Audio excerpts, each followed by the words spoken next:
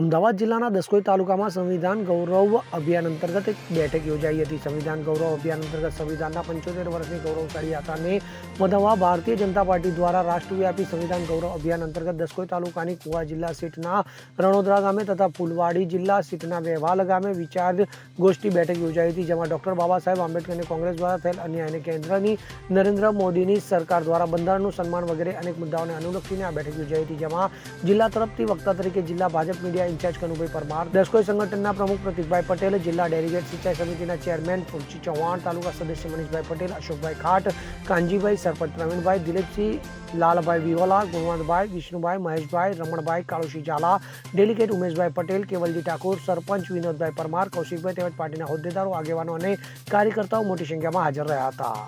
ઇદ્રીસ શેખ સાથે CN24 news, Dholka.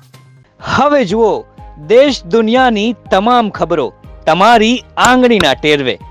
ઉઠાવો mobile અને Google Play Store પરથી ડાઉનલોડ કરો અમારી CN24 ન્યૂઝ મોબાઈલ એપ.